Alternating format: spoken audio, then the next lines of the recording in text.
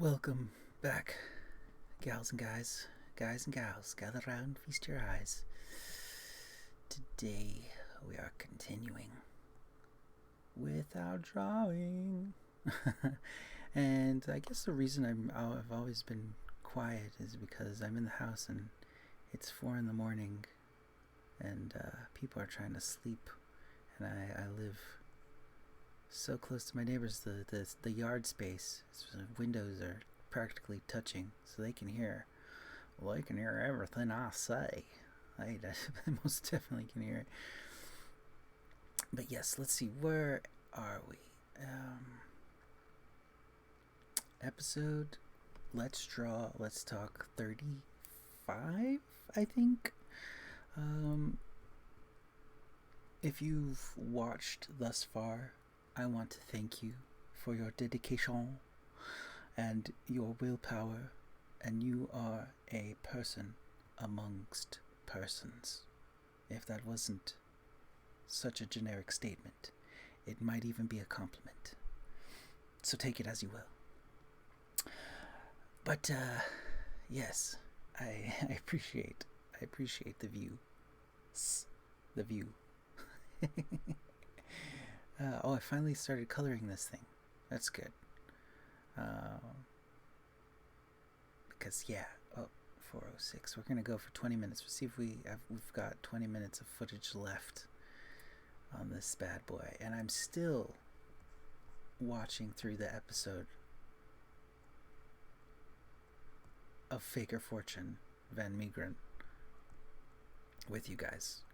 To use in his fakes. What, props like he had in the cupboard? Exactly. The ones we saw.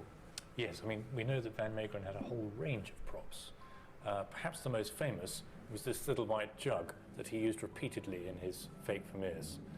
In fact, this is fascinating footage from the auction of Van Meegeren's studio effects after the whole scam was exposed. And don't forget that Van Meegeren was wildly popular because he was the man who ripped off Goering. And as you can see from the audience, there was great demand to have a little piece of Van Meegeren action. Amazing. Well, it's an interesting theory, and it's quite a seductive theory, but that's all it is. It's just a theory, isn't it? It's just your hunch. We've got these samples. I'm going to go to the courtyard. Let's see what they tell us. The more I learn about how ambitious Van Meegeren was in plotting his fakes, This is the best the part. more I wonder to what extent forgers are getting away with it today. The thing is, there have been forgers since time immemorial, and for sure there will be forgers and fakers out there now who are conning people, conning experts, who knows? Okay, I don't want to get in trouble for that. Don't want to get in trouble. I hope my video is still viewable at this point, but it's a good series. Do watch it. Watch it.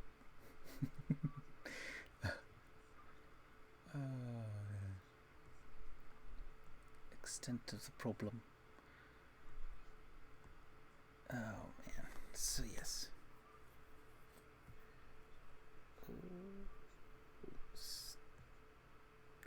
I'm so into stolen artworks. Oh, there I go, assessing again. Each time the video stops, it's just because I am thinking about what to do next. And that peach is looking very yellow right now, but I think it adjusts itself. It just needs like a hint of, I don't know, hint of red, or maybe some orange or red orange, but pink. Oh, it looks like it's coming out alright.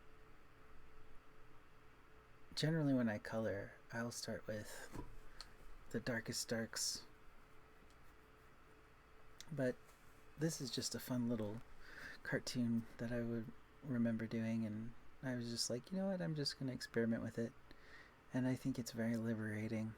And it also kind of tests your, it also really tests your ability to design,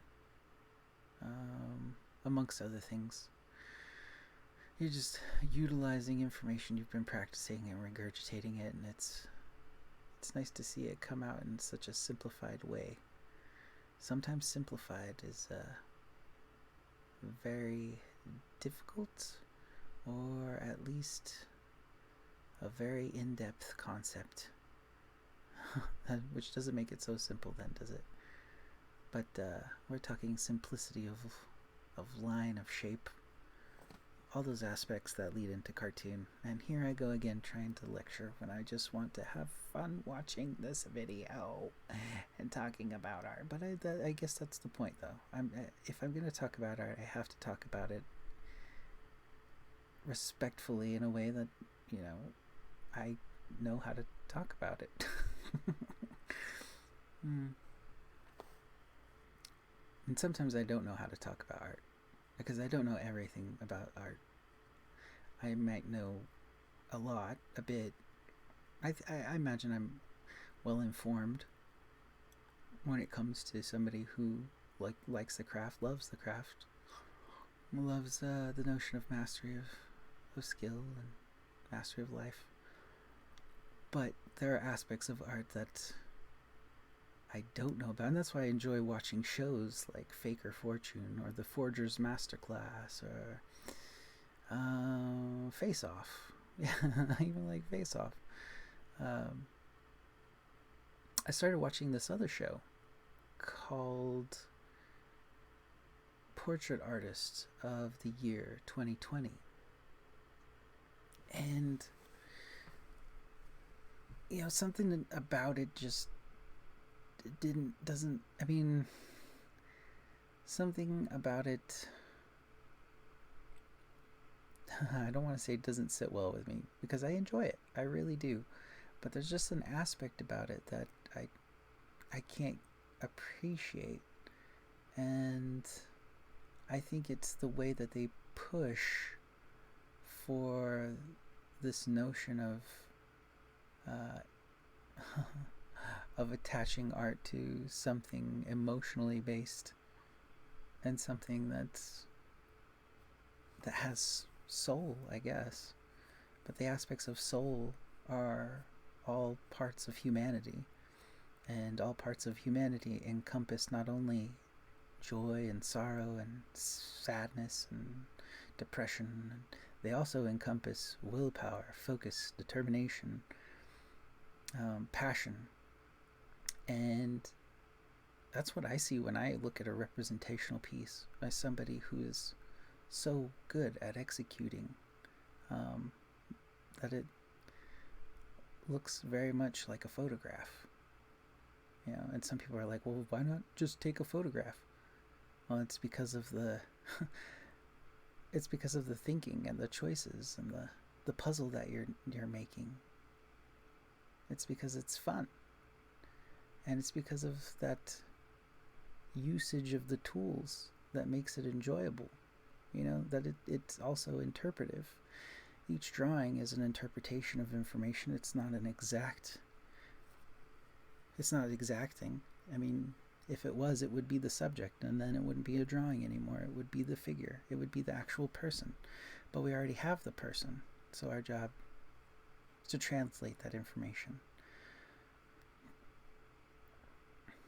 And so when I look at Portrait Artist, they have some good people on there, and I'm going to say not all of them are bad, but some of them are, and they're supposed to be representing not only their country but the craft. I don't know how they are able to get onto the show.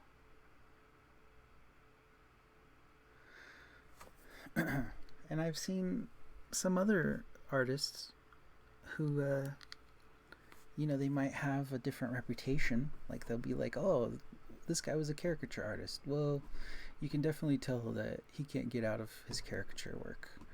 When in fact, it doesn't look anything like a caricature, and it's more accurate than the drawings around him, and the people that aren't caricature artists. It's just this weird bias. I don't know why that occurs, or why that happens, or who decided that was going to be the thing, or if we're just constantly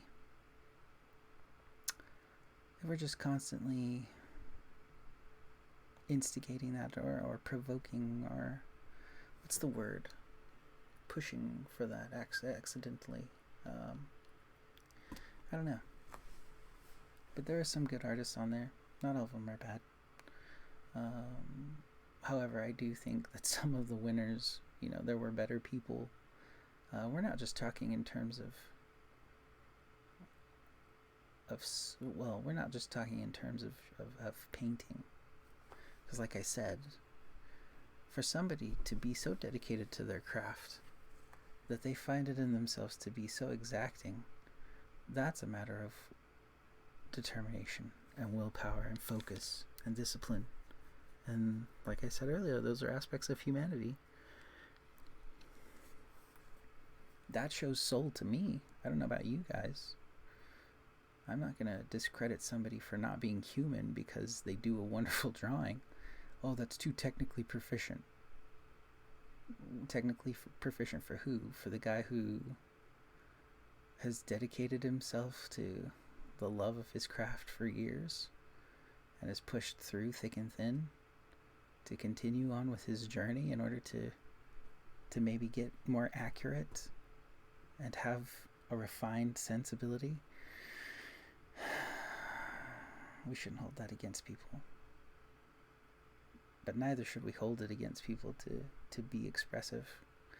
And it seems like I might be pandering to both arenas, but if you think about art and the genres of art in terms of abstract versus real, abstract work is very much akin to realism, and is in fact probably more real than realism, and realism is more abstract than abstract work. And you say how? I don't want to go into that. I'm tired. I do want to talk art though. But let's talk about something else. I'll probably explain that. I mean, you can go on to several YouTubers' videos and they either hit on that notion or they talk about it completely. And I've seen so many people talk about it, I couldn't tell you which ones, but that clearly that information exists and clearly people are aware of it. So the grounding for representational art and this aspect of building skill and craft is becoming more and more important in our societies, important in our cultural view as humans. Just not just one part of the world, but as a culture of human beings. We're starting to respect that aspect of the craft of art again and see the value in it. Not just because we want to see it, but because it's always been there. What was I talking about?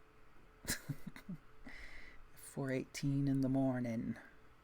Let's check in. Oh, I'm going to have to rewind this a bit because they're actually talking to John... What is his name? John Schmuckababashama. Let's see. When did they start talking to him? But he was another forger. Let's listen. Have a look at the Van Meegeren from the Rijksmuseum. Let's listen. It's a similar technique. Closely similar technique. The only difference really is the thickness of the layers. Fascinating. Okay, so we've got a 17th century version. We have got the Van Meegeren version showing similar technique. Now, let's compare it with the Courtauld version. This is our picture from the Courtauld, which you can see has a very similar structure. The red layer followed by the grey layer. Yeah.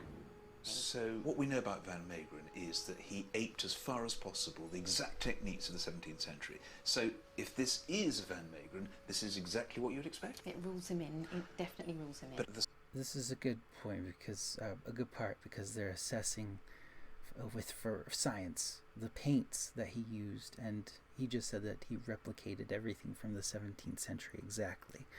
But this is not the clip I wanted you to see. So what's really striking is that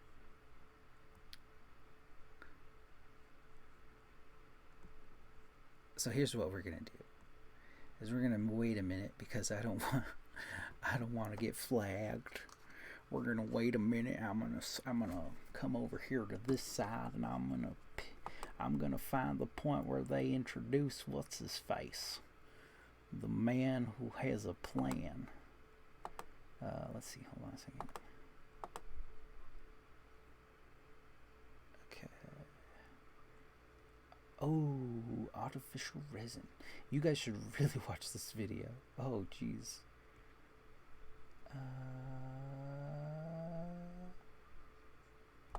Okay, I think we got it. We got it. This is it, guys. This is it. This is the one. Okay, here we go. Let's see if I can. I don't know how long.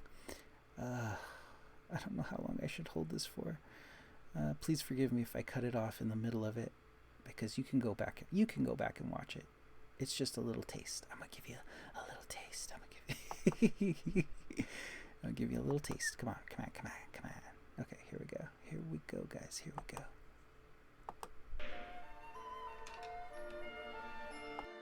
The cunning tricks of the forger's hand are intriguing enough, but I'm eager to get inside the forger's mind.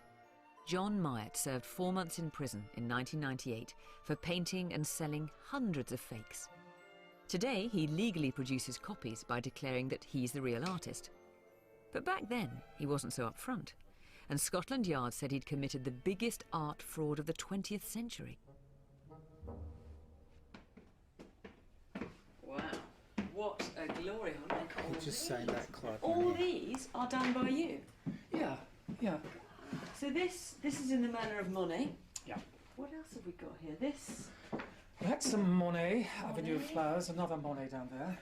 Wow. Now, what have we got across there? Miro. At the end there, we've got a couple of Henri Matisse, Alberto Giacometti, and this is another Monet, Nicholson.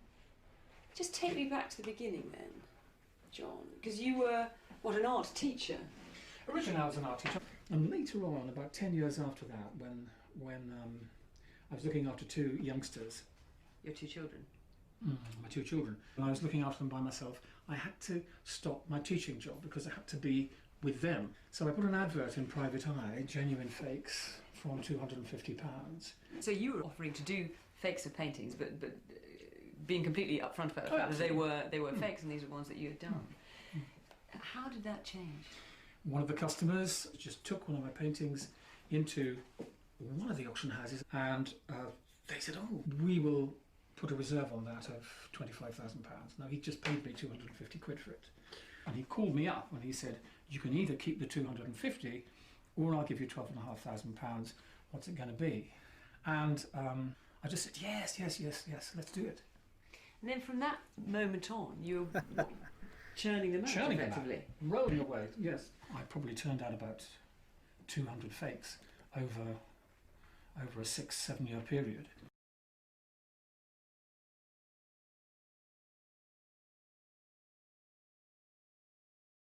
That's crazy. He was committing fraud on a grand scale, guys. Such a grand scale. And the poor guy was kind of roped into it, though, from what I understand of the later documents. Because there are several documents on John, and I forgot his last name. But he's another forger, and she's actually visiting him in this episode so that he can help her dissect the piece that they think is from the previous forger. So you get one master criminal to find another master criminal. He's like the Sherlock of master forgers, trying to figure out who's doing the crime, or if there's a crime committed. Who knows?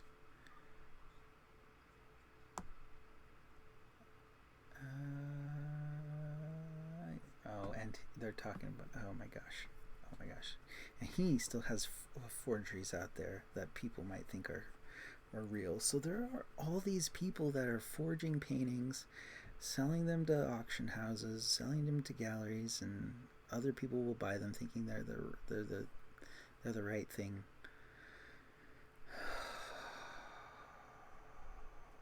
Where's the trust and the compassion?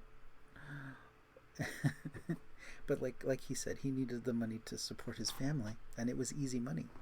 I mean, that's hard for anybody to say no to, especially if you can find validation in the skill that you love. And this guy, the second forger that they're talking to, he did time in jail and prison, unlike Van Meegeren, who actually, he didn't. We talked about him passing away before he got to be jailed. Actually, I think it was 2 months after he was sentenced, he died of a heart attack, but I still don't think he was jailed at that point.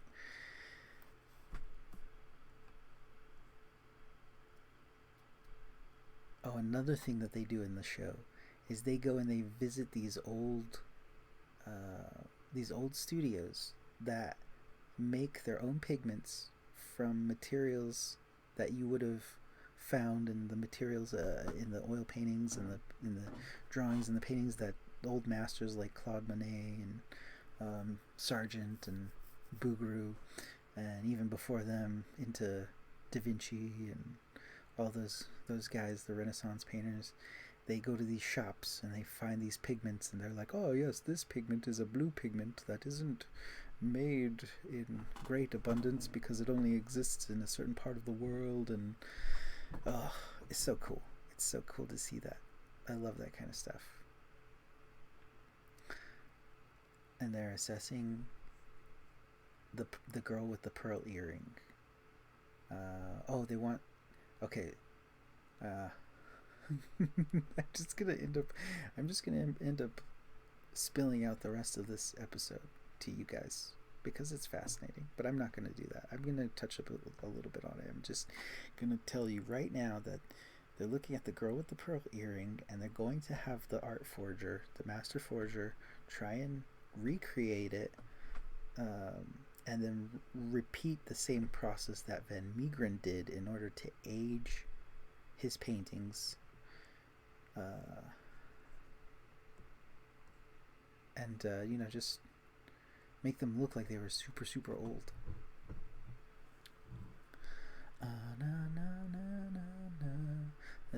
They're basically gonna cook a painting. They're gonna bake a painting, guys. They're gonna bake a painting. That red looks very brown. I guess it's because of the tin. There it goes. It's starting to pick up a little bit. Starts to pick up a little bit. That's something that I want to learn how to do, is mix my own paints. I mean, I'm not going to be totally reliant on that because it seems like it would take forever, and it's so easy to just go out and buy paints. It's like the equivalent of McDonald's, right? No, not really, but... Oh, my chair keeps rubbing up against the thing. I swear, guys, it was the chair. Come on, give me a break. Give me a break. But mixing paintings, that's something that I would love to learn how to do. And here they have these tiny little vials with the tiniest bit of pigment or oil. Or what is that? He's just taking a sample. Oh, this is cool. Oh, I love watching science stuff. I love it. I think the only reason I'm not a scientist is because I like the creative aspect of storytelling and the imagery, the visual nature of art. And so respectfully, even though they have the same fundamental skills as like observing and experimenting and coming up with an end product based on an analytical thought process, they kind of mirror each other. And even Leonardo da Vinci, who was in fact an architect, a scientist of sorts, an artist of sorts. I mean, he was an artist. I would say he was a scientist. He was a Renaissance man, so of course he was. He understood the value of not only seeing the relationships in things, but applying the parallels to everything else. And there's a quote that he says that's probably misquoted. It's study the science of art and study the art of science, and then you will come to realize that all things are related. And there's such a truth in that, because once you start to practice and practice the skill of observing and relating, then you find that there's so much truth to that. It's fantastic. I love it. I love it, I love it, I love it, I love it, I love it, I love it, I love it. So here I am going through coloring this Shimagora. Oh, geez. Did I go over time? Is that time? I don't even know. Did we start another video? Oh Lord. I'll tell you what. I'm gonna end this video here, guys, and that's probably like, let's see, what does my internal clock say? Let's test this out. I'm gonna end the video either way, but I'm gonna say that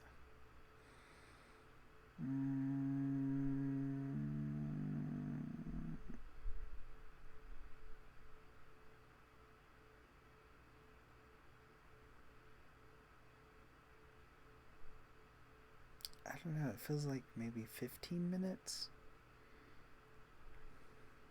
How much time has passed? I can't even turn my internal clock on. Let me see if I can channel my intuitive natures. Okay, anyways, we'll find out. I will announce it in the next video. Okay. Until then, I hope you have a great day, a great night, and let me pause this, and a goodbye.